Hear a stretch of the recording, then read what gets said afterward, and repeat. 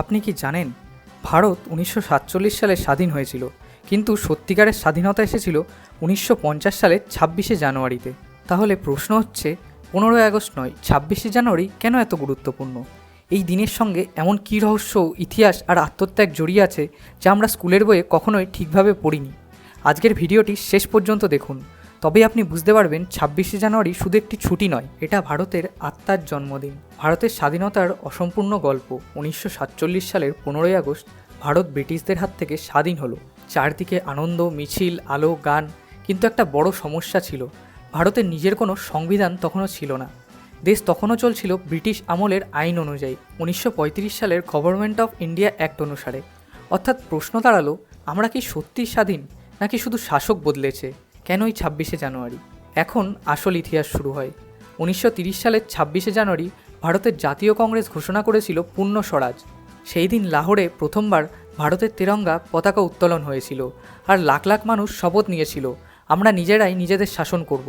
এই ঐতিহাসিক দিনের সম্মানে যখন ভারতের সংবিধান তৈরি হলো, তখন সিদ্ধান্ত নেওয়া হলো ২৬শে জানুয়ারি ১৯৫০ এই দিন থেকেই সংবিধান কার্যকর হবে। এটাই ছিল একটা জাতির প্রতিজ্ঞা পূরণের দিন। ভারতের সংবিধান বিশ্বের সবচেয়ে শক্তিশালী দলিল।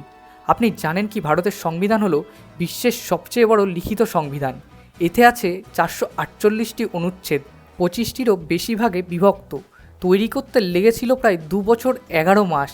এই সংবিধান আমাদের দিয়েছে কথা বলার স্বাধীনতা, সমান অধিকারের গ্যারেন্টি, ধর্মীয় স্বাধীনতা, ভোট দেওয়ার অধিকার, নারী এবং সংখ্যালঘুদের সুরক্ষা। আর তাই ২৬শে জানুয়ারি মানে শুধু প্যারেড নয়, নিজের অধিকার মনে করিয়ে দেওয়ার দিন। রিপাবলিক ডে প্যারেড শুধু শো নয়। অনেকে ভাবে রিপাবলিক ডে প্যারেড মানে শুধু ট্যাঙ্ক, নাচ, বিমান, কিন্তু এর গম্ভীর অর্থ আছে। এটা দেখায় ভারতের সামরিক শক্তি, দেখায় রাজ্যগুলোর সংস্কৃতি, দেখায় ভারতের ঐক্যের শক্তি।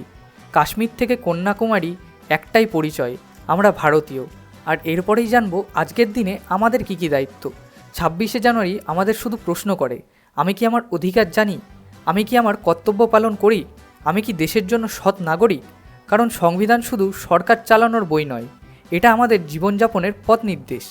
পরের বার যখন ২৬শে জানুয়ারি আসবে, শুধু ছুটি ভাববেন না, মনে রাখবেন এই দিনটা এসেছে হাজারো শহীদের রক্তে, অগণিত স্বপ্নের বিনিময়। ২৬শে জানুয়ারি মানে আমরা প্রজা নয়, আমরা এই দেশের মালিক। ভিডিওটা ভালো লাগলে লাইক করুন, শেয়ার করুন আর সাবস্ক্রাইব করুন, কারণ ইতিহাস জানলে ভবিষ্যৎ বদলায়। জয় হিন্দ।